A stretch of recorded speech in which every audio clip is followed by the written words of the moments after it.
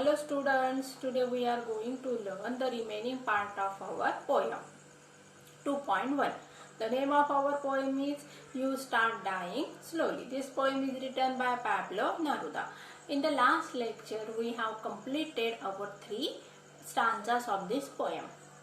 In the first lecture I did not told you about the figure of speech. Now in this lecture I am going to explain you in detail about the figure of speech. At first this poem is written in the free verse form. बघा विद्यार्थ्यांनो, ही poem free वर्स form मध्ये लिहिण्यात आलेली आहे आणि या poem मध्ये पोएटने वेगवेगळे फिगर ऑफ स्पीच वापरलेले आहेत. आता महत्त्वाचा फिगर ऑफ स्पीच आहे रिपीटिशन. बघा, you start dying slowly, you start dying slowly, these words are repeated again and again. Then the repetition, this figure of speech is used. आता या ठिकाणी बघा, मग कुठला फिगर ऑफ स्पीच आहे? Repetition. त्याचबरोबर मेटाफर या फिगर ऑफ स्पीचचा वापर करण्यात आलेला आहे. आणि हायपरबोल, यू स्टार्ट डाइंग स्लोली, या ठिकाणी हायपरबोल या फिगर ऑफ स्पीचचा पण वापर केला. आता हायपरबोल कसं आहे बघा, या ठिकाणी एक्झॅगरेट करण्यात आलेलं आहे. काय एक्झॅगरेट करण्यात आलेलं आहे? या ठिकाणी डाइंग म्हणजे काय? Physically dying. मी तुम्हाला पहिलेच सांगितलं होतं. पण त्याचा अर्थ काय होतं की माणसाने ब्राईट फ्युचरची आशा संपुष्टात येणे. म्हणून या ठिकाणी एक्झॅगरेशन हा फिगर ऑफ स्पीच वापरलेला आहे. आता मेटाफर हा फिगर ऑफ स्पीच कुठं आहे? मी तुम्हाला आता पहिल्या 3 स्टांजा मधले कुठले फिगर ऑफ स्पीच आहे ते सांगणार आहे. ते तुम्ही आता सगळ्यांनी पटकन लिहून घ्यायचे, कारण मागच्या लेक्चर मध्ये तुम्हाला समरी सांगत असताना फिगर ऑफ स्पीच मी सांगितले नव्हते. आता या सेकंड लेक्चर मध्ये आपण फिगर ऑफ स्पीच बघूया. चला मग पहिल्या 3 स्टांजा मध्ये कोणते फिगर ऑफ स्पीच ते मी सांगते, ते लिहून घ्या तुम्ही. बघा, पहिले जे 2 लाईन आहे, if you do not travel, if you do not read, या जे 2 लाईन आहेत या ठिकाणी if you do not, these lines are repeated. Okay, मग त्या ठिकाणी कुठला फिगर ऑफ स्पीच आहे? रिपीटिशन. लिहून घ्या सगळ्यांनी, कुठला फिगर ऑफ स्पीच आहे? रिपीटिशन. नंतर थर्ड लाईन जी आहे बघा, if you do not listen to the sounds of life. आता या लाईन मध्ये, या थर्ड लाईन मध्ये मेटाफर हा फिगर ऑफ स्पीच वापरण्यात आलेला आहे. त्या मेटाफर या फिगर ऑफ स्पीच मध्ये काय असतं? Indirect comparison between the 2 objects. काय असतं मग? इनडायरेक्ट कंपॅरिझन असते. आता या ठिकाणी इनडायरेक्ट कंपॅरिझन कशात आहे बघा? Sounds of life and experience of life. Indirect comparison between the sounds of life and experience of life. आता नंतर बघा, थर्ड जो स्टांजा आहे, if you become a slave of your habits, walking every day on the same path. या 2 line मध्ये third स्टांजाच्या जे 2 first line आहेत त्यांच्यामध्ये पण मेटाफर हा फिगर ऑफ स्पीच आहे. या ठिकाणी indirect comparison between the 2 objects. The 2 objects are same path and daily routines. Okay, write down this. There is the indirect comparison between the 2 objects, sounds of same path and daily routine of life. Again, the line number 4, third stanza, if you do not wear different colors. In this line also metaphor, this figure of speech is used. There is the indirect comparison between the different colors and the changing behavior of a person. Okay students, the first 3 stanzas I have tell you the information about the figure of speech. I think all of you have written the information in your textbook. Now I am going to start the 4th stanza.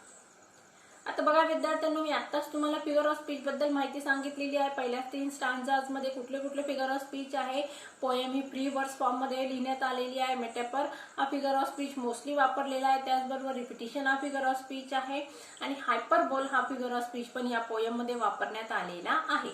आता आपल्याला बघायचं आहे 4था stanza. लक्ष द्या सगळ्यांनी. If you avoid to feel passion and their turbulent emotions, those make your eyes glisten and your heart beat fast, you start dying slowly. आता या ठिकाणी बघा, if you avoid to feel passion. आता तुम्ही avoid करणे म्हणजे काय? टाळणे. आता पॅशन म्हणजे काय? एखाद्या गोष्टीबद्दलची तुमची असलेली उत्सुकता किंवा ती गोष्ट प्राप्त करण्याची तुमची असलेली तळमळ. आता बघा, काही जण सांगतात माझं पॅशन आहे. कुठलं पॅशन आहे? मला क्रिकेट स्टार बनायचं आहे, मला फिल्म स्टार बनायचं आहे, माझं पॅशन आहे. म्हणजे त्या क्षेत्रामध्ये इतकं ते व्यक्ती काय करतात? झोकून देतात, सर्वस्व झोकून देत असतात. मग त्यासाठी ते रात्रंदिवस तेच एक ध्येय त्यांच्या डोक्यामध्ये असतं. मग आता काय सांगितलंय बघा, if you avoid to feel passion, म्हणजेच तुमच्या मनामध्ये एखादी गोष्ट प्राप्त करण्यासाठी किंवा एखादं ध्येय अचीव करण्यासाठी जर तुमच्या मनात धडपड नसेल तर त्या ठिकाणी काय होणार आहे, अँड देअर ट्रिब्युलंट इमोशन्स. आता देअर ट्रिब्युलंट इमोशन्स, देअर म्हणजे त्यांचे.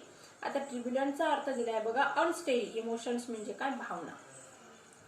मग त्यांच्या अनस्टेडी म्हणजे काय, या ठिकाणी स्टेडी म्हणजे काय बघा, सातत्यपूर्ण. अनस्टेडी म्हणजे काय, सातत्यपूर्ण नसलेल्या, अखंडित अशा भावना, खंडित अशा भावना. आणि लक्षात थोडक्यात, इमोशन्स म्हणजे काय, भावना. आता सातत्यपूर्ण नसलेल्या भावना म्हणजे काय बघा, म्हणजे मला काय अचीव करायचं आहे हे तुम्ही ठरवलेलं असताना करू का नको, करू का नको, to do or not to do, अशा पेचात अशा पेचामध्ये मनुष्य अडकणे.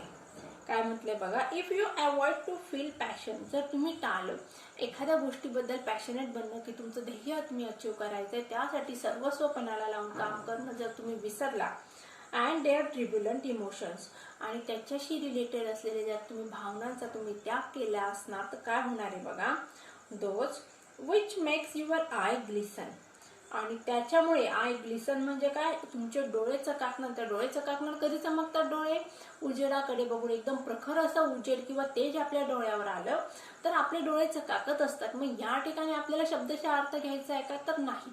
तर या ठिकाणी अर्थ काय होतो बघा विद्यार्थ्यांनो, आपल्या डोळ्यामध्ये जर स्वप्न असतील आणि ती स्वप्न प्राप्त करण्यासाठीची धडपड असेल तर ती धडपड आपल्या डोळ्यांमध्ये दिसत असते. आणि आपले डोळे आपलं व्यक्तिमत्व बोलण्याचं, आपलं व्यक्तिमत्व सांगण्याचं कार्य करत असतात. म्हणजे बघा आपल्याकडे म्हटलं जातं की माणसाचे डोळे बोलतात. आता डोळ्यांना कुठे शब्दांची भाषा येते का, नाही. तर बोलण्याचं काम कोणाकडून केलं जात असतं, मुखाकडून केलं जात असतं. मग डोळे का बोलत असतील असं का म्हटलेलं आहे, तर व्यक्तीचे डोळे हे काय करत असतात, त्याच्या भावना व्यक्त करण्याचे कार्य करत असतात. आपण लेसन बघितला होता बघा, कुठला लेसन बघितला होता आपण बघा, त्या ठिकाणी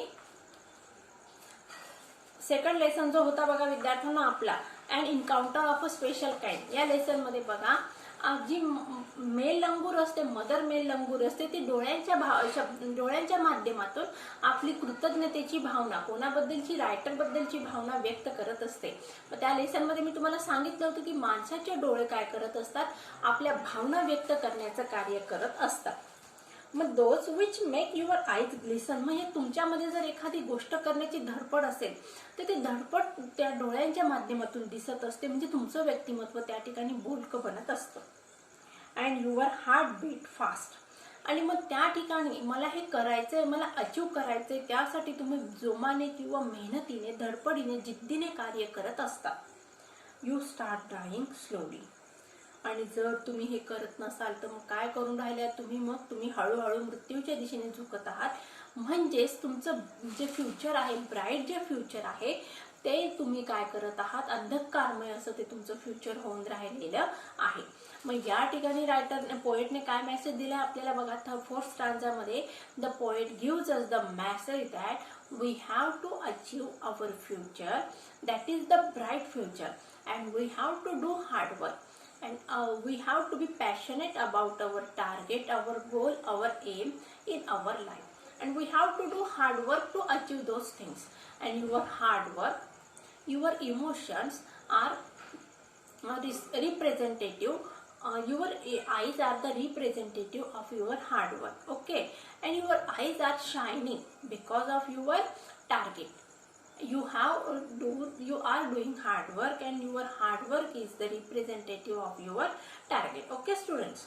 So the poet tells us the message that you do the work fast, you are trying to achieve your target in a limited time, in a specific time. So your heartbeat fast means you achieving the hard work, you are trying to do the work in a limited time.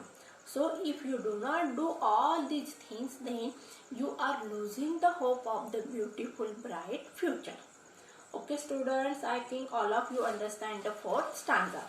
परत एकदा सांगते बघा, fourth स्टांजामध्ये काय सांगितलंय कवीने, की जर तुम्ही तुमच्या डोळ्यामध्ये स्वप्न नसतील आणि ती स्वप्न प्राप्त करण्याची जिद्द असते, ती जिद्द तुमच्या डोळ्यांच्या माध्यमातून व्यक्त होत असते. मग त्या ठिकाणी तुम्ही काय करता, स्वप्न असते म्हणजे पॅशन असते एखाद्या गोष्टीबद्दलची, आणि ती पॅशन, ते स्वप्न तुमच्या डोळ्यांच्या माध्यमातून व्यक्त होत असतात, आणि ते स्वप्न पूर्ण करण्यासाठी तुम्ही रात्रंदिवस धडपड करत असतात, दिवसाची रात्र करत असतात आणि त्यासाठी मग तुम्ही धडपड करतात. त्या ठिकाणी तुमची मेहनत असते, हार्डवर्क असते, ते तुम्ही अतिशय कमी वेळामध्ये पूर्ण करण्यासाठी जे प्रयत्न करत असतात आणि जर तुम्ही या गोष्टी करत नसाल तर मग काय आहे, यू आर डाईंग स्लोली. चला मग विद्यार्थ्यांना पुढचा स्टांजा बघूया. If you do not change your life. आता या ठिकाणी बघा, you start dying slowly, you start dying slowly, ही जी लाईन आहे ती रिपीट केलेली आहे. प्रत्येक स्टांजाच्या शेवटी पोएटने ही लाईन रिपीट केलेली आहे. त्या ठिकाणी प्रत्येक, मग या ठिकाणी समजा पहिला स्टांजा आला, ही शेवटची लाईन असणारच आहे. सेकंड स्टांजा आला तरी ही लाईन असणार आहे. मग त्या ठिकाणी तुम्ही डेफिनेटली लिहून टाकायचं की hyperbole, this figure of speech is use in this poem. चला शेवटचा स्टांजा बघूया. If you do not change your life when you are not satisfied with your job or with your love, if you do not risk what is safe for the uncertain, if you do not go after a dream, if you do not allow yourself at least once in your lifetime to run away from the sensible advice. Last stanza is very big stanza. So students listen. If you do not change your life. आता life change करणं म्हणजे एक आयुष्य सोडून दुसरं आयुष्य घेणं आहे का? आपल्याला वेगवेगळे आयुष्य दिलेले असतात का देवाने? नाही. तर आपल्या समोर आपलं एकच आयुष्य असतं आणि ते आयुष्य आपल्याला जगायचं असतं. पण या ठिकाणी मेसेज काय सांगायचं आहे, कवीला काय डीप मिनिंग सांगायचं आहे की जे रुटीन आहे, जे तुमचं आयुष्य आहे देवाने दिलेलं आहे, जे तुमचे प्रॉब्लेम्स आहेत, जर तुम्ही ते सॉल्व्ह केले नाही, आयुष्यामध्ये वेगवेगळ्या गोष्टी तुम्ही जर अचीव करण्याचा प्रयत्न केला नाही तर तुम्ही तुमचं आयुष्य बदलणार नाही आहात. पुढे काय म्हटलंय बघा, when you are not satisfied with your job or with your love.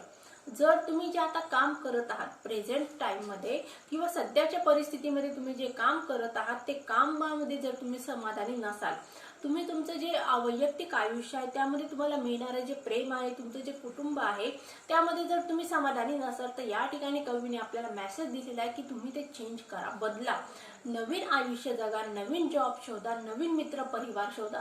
जुन्या मित्र परिवाराकडून तुमच्या जर इमोशन्स, भावना किंवा तुम्हाला सहकार्याची जी भावना आहे ती पूर्ण होत नसेल तर तुम्ही नवीन मित्र शोधा, नवीन आयुष्य जगण्याचा प्रयत्न करा, आपलं जे डेली रुटीन आहे ते चेंज करा. If you do not risk what is safe or for the uncertain. आणि बघा, आपल्या माणसाचा एक स्वभाव असतो, माणसाला आपलं आयुष्य सहजासहजी जे रुटीन चाललेलं आहे ते चेंज करायला आवडत नसतं. कारण का, प्रॉब्लेम्स असतात आणि ते प्रॉब्लेम सॉल्व्ह कसे करणार, म्हणजे फ्युचर कसं असतं, अनसर्टेन असतं आणि आपण एका विशिष्ट स्टेपवर आल्यानंतर आपण आयुष्यामध्ये स्टेबल होत असतो. मग त्या ठिकाणी आपल्याला पुन्हा आयुष्यामध्ये प्रचंड असे जे चढ उतार असतात ते चढ उतार फेस करण्याची माणसाची ताकद नसते. आता या ठिकाणी बघा विद्यार्थ्यांना, माणसाला आयुष्यात सुख प्राप्त झाल्यानंतर आपल्याला दुःख आवडतं का? नाही. दुःख आपल्याला फेस करायला कोणालाही आवडत नसतं. मग या ठिकाणी कवीने काय सांगितलेलं आहे, जर तुम्हाला भविष्यामध्ये काहीतरी अचीव करायचं असेल, प्राप्त करायचं असेल तर त्या ठिकाणी तुम्हाला जे स्टडी लाईफ आहे तुमचं, ते स्टडी म्हणजे सातत्यपूर्ण जे आयुष्य आहे त्या ठिकाणी तुम्हाला चेंज करावं लागणार आहे. तुम्हाला दुःखाचा पण स्वीकार करावा लागणार. दुःख म्हणजे या ठिकाणी माणसाला आयुष्यात येणारे वेगवेगळे वाईट प्रसंग नाहीये, तर तुम्हाला चेंजेस फेस करायचे. आयुष्यामध्ये येणारे जे चेंजेस आहेत ते चेंजेस तुम्हाला फेस करावे लागणार आहेत. मग या ठिकाणी तुम्हाला तुमचा जो जॉब आहे तो जॉब चेंज करावा लागणार आहे. तुमचे जे मित्र परिवार आहे ते तुम्हाला धोका देत असतील असं वाटत असेल तर ते पण तुम्हाला काय करावं लागणार आहे, चेंज करावे लागणार आहेत. If you do not risk. आणि जर तुम्ही आयुष्यामध्ये संकटांना पेलण्याची जर तुमच्यामध्ये क्षमता नसेल तर काय होणार आहे, फॉर द अनसर्टेन. अनसर्टेन म्हणजे काय, ज्याची शाश्वती नाही, अशा गोष्टी स्वीकारण्याची तुमच्यामध्ये जर क्षमता नसेल. If you do not go after a dream. आणि तुम्ही, ड्रीम म्हणजे काय, स्वप्न, स्वप्नांचा जर पाठलाग केला नाही, फक्त रात्री झोपेमध्ये स्वप्न बघायची आणि सकाळी थोडा वेळ लक्षात ठेवायचं, दुसऱ्या दिवशी परत विसरून जायचं, दुसऱ्या दिवशी परत झोपल्यानंतर स्वप्न आणि स्वप्नच बघायची, पण ती आयुष्यामध्ये प्रॅक्टिकली उतरवण्याची जर तुमच्यामध्ये क्षमता नसेल किंवा तुम्ही ते क्षमता नसली किंवा ते प्राप्त करण्यासाठी प्रयत्न जर केला नाही, if you do not allow yourself, तुम्ही तुम्हाला स्वतःला परमिशन दिलेली. म्हणजे बघा, माणसाची एक स्वभाव असतो बरं का विद्यार्थ्यांना, ही कॉमन ह्युमन टेंडन्सी आहे. जर आपलं आयुष्य एक शांततेने मार्गाने जात असेल, एक आपण रुटीन अचीव केलेलं असेल, तर त्या रुटीनमधून माणसाला बाहेर पडायचं नसतं. कारण काय म्हणतो माहिती का, प्रत्येकाला वाटतं अरे माझं आयुष्य छान चाललेलं आहे, आता यामध्ये मी बदल का करायचा. कारण का येणाऱ्या भविष्यामध्ये काय प्रॉब्लेम असतील ते आपल्याला माहीत नसतं. कारण का बघा, वर्तमान आपण जगत असतो, भूतकाळ हा गेलेला असतो आणि येणारा फ्युचर आपल्याला माहीत नसतं. म्हणून फ्युचर आपल्याला आनंदी बनवण्यासाठी वर्तमान काळामध्ये कष्ट घ्यावे लागणार आहेत. हा मेसेज या ठिकाणी कवीला सांगायचा आहे. If you do not allow yourself, जर तुम्ही अलाउ म्हणजे काय, स्वतःला नवीन मार्गाने जाण्यासाठी परमिशन दिली नाही किंवा स्वतः त्या मार्गाने जर धावलाच नाही, तर at least once in your life time, आयुष्यामध्ये बघा या ठिकाणी कवी मेसेज देत आहे, एकदा तरी माणसाने प्रयत्न करायचा आहे. कुठला प्रयत्न करायचा आहे, आपली जी स्वप्न आहे, दिवसा डोळ्यांनी स्वप्न बघायची आहेत आणि ती स्वप्न पूर्ण करण्यासाठी प्रयत्न करायचा आहे. जो मेसेज आपल्याला अब्दुल कलाम यांनी दिलेला आहे, तोच मेसेज या ठिकाणी आपल्याला आपले जे कवी आहे पॅब्लो नेरुदा, तोच मेसेज आपल्याला सांगत आहेत. फक्त वेगळ्या लँग्वेजमध्ये ते सांगण्याचा प्रयत्न करत आहेत. If you do not allow yourself at least once in your life time, at least म्हणजे काय, एकदा तरी तुमच्या आयुष्यामध्ये तुम्ही प्रयत्न करा ना. एकदा प्रयत्न करा, बघा सक्सेस तुम्हाला मिळणार आहे. पण तुम्ही जर प्रयत्नच केला नाही तर तुमचं आयुष्य बदलणार नाही. To run away from the sensible advice. आता सेन्सिबल ॲडवाइस म्हणजे काय बघा, wise full of common sense. आता या ठिकाणी बघा, आपले जे पॅरेंट्स असतात किंवा आपले जे मित्र परिवार असतो, आपण समजा एखादं नवीन टार्गेट अचीव करायचं आहे, त्यामध्ये तुम्हाला वेगवेगळे प्रॉब्लेम्स येणार आहेत, फ्युचर तुमचं अनसर्टन असणार आहे. मग त्या ठिकाणी तुमचे जे वेल विशर्स असतात ते तुम्हाला काय ॲडवाइस देतात, बाबा जे चाललंय ना ते चांगलं चाललेलं आहे, हिच्यामध्ये बदल करू नकोस. मग हा काय झाला, सेन्सिबल ॲडवाइस झालेला आहे. म्हणजेच जगाच्या दृष्टीने हा ॲडवाइस कसा योग्य आहे. आपल्याला एक स्टडी आयुष्य जगायचं आहे, त्यामध्ये आपल्याला कुठल्याही प्रकारची उलथापालथ नको आहे, असं मेसेज किंवा ॲडवाइस आपल्याला आपले समाज किंवा आपले पॅरेंट्स किंवा वेल विशर आपल्याला या ठिकाणी देत असतो. मग या ठिकाणी पोएटला काय सांगायचंय, तुम्ही जर या सेन्सिबल ॲडवाइसला जर चिकटून राहिला तर तुमचं आयुष्य बदलणार नाही आहे. या ठिकाणी तुम्हाला एक ठराविक साचेबद्ध आयुष्य जगावं लागणार आहे. आणि तुम्हाला जर भविष्यामध्ये काहीतरी अचीव करायचं आहे तर त्या ठिकाणी तुम्हाला आयुष्याचा जो मार्ग आहे तो बदलावा लागणार आहे. या ठिकाणी बघा, मी तुम्हाला एक छोटासा उदाहरण देते. आपले जे शिवाजी महाराज होते, अतिशय लहान वयामध्ये त्यांच्या आईने त्यांना जे शिक्षण दिलं. आता त्या काळाची जी परिस्थिती होती तुम्ही इतिहासामध्ये अभ्यासलेली आहे. मुघलांचं राज्य होतं, प्रचंड प्रमाणात समाजावर, हिंदू समाजावर दडपण होतं, लोकांचा छळ केला जायचा. अशा परिस्थितीमध्ये सुद्धा शिवाजी महाराजांनी बंड केलं किंवा त्यांच्या मनामध्ये एक कार्य करण्याची ज्योत त्यांच्या आईने उभारलेली आहे. आता बाकीचे जे सरदार होते, हिंदू सरदार, ते सुद्धा मुघलांच्या दरबारी कार्य करायचे. त्यांनी पण त्यांचं एक आयुष्य, एक निर्धार असं ठरवून घेतलेलं होतं की आम्ही याच मार्गाने जाणार की जेणेकरून आमचं आयुष्य सेफ राहणार. पण या ठिकाणी बघा, शिवाजी महाराजांनी काय केलं, तेच आयुष्य स्वीकारलंय का, तर नाही. तर त्या ठिकाणी आयुष्यामध्ये जे चॅलेंजेस आहेत त्यांनी ते फेस केले आणि ते चॅलेंजेस स्वीकारण्यासाठी त्यांनी वेगळा मार्ग निवडलेला आहे. या ठिकाणी त्यांच्या मातोश्रीने त्यांना प्रेरणा दिली आणि त्यांनी त्या ठिकाणी त्या मार्गाने चाललं आणि यश प्राप्त केलेलं आहे. मग हाच मेसेज कवीला आपल्याला या पोएमच्या माध्यमातून द्यायचा आहे विद्यार्थ्यांना, की जे रुटीन आहे, सगळेजण चालतात म्हणून आपण त्याच आयुष्याने जगायचं असं नाहीये. तर आपल्याला काहीतरी जर वेगळं करायचं असेल, समाजामध्ये नाव कमवायचं असेल, सगळ्यांपेक्षा वेगळं असं काहीतरी आपल्याला प्राप्त करायचं असेल, तर आपल्याला जे डेली रुटीन आहे ते रुटीन बदलावं लागणार आहे आणि काहीतरी प्राप्त करण्यासाठी आपल्याला काहीतरी गोष्टींचा त्याग करावा लागणार आहे. असा हा मेसेज कवीला आपल्याला या पोएमच्या माध्यमातून द्यायचा आहे. आता विद्यार्थ्यांना तुमच्यासाठी हा मेसेज अतिशय इन्स्पायरेशनल आणि फ्रुटफुल असणार आहे. फक्त आता हा मेसेज कसा अंगीकारायचा किंवा ऍक्सेप्ट करायचा हा पर्सनली प्रत्येकावर डिपेंड करत असतो. मग विद्यार्थ्यांना मला असं वाटतं ही पोएम तुम्हाला समजलीच असणार आहे. आता येणाऱ्या पुढच्या लेक्चरमध्ये विद्यार्थ्यांना आपल्याला काय करायचं आहे, इंग्लिश वर्कशॉप जे आहे आणि मी तुम्हाला ॲप्रिसिएशन ऑफ द पोएम याच्या नोट्स आणि वर्कशॉप येणाऱ्या पुढच्या लेक्चरमध्ये मी कंप्लीट करून घेणार आहे. मला असं वाटतं तुम्हाला या सगळ्यांना ही पोएम समजली असणार आहे. तर मग विद्यार्थ्यांनो, चला आपण नेक्स्ट लेक्चरला भेटण्याची तयारी करूया. तुम्ही ही पोएम वाचून ठेवा आणि हार्डवर्क्स लर्न करून ठेवा. सो विद्यार्थ्यांनो, take care and good bye.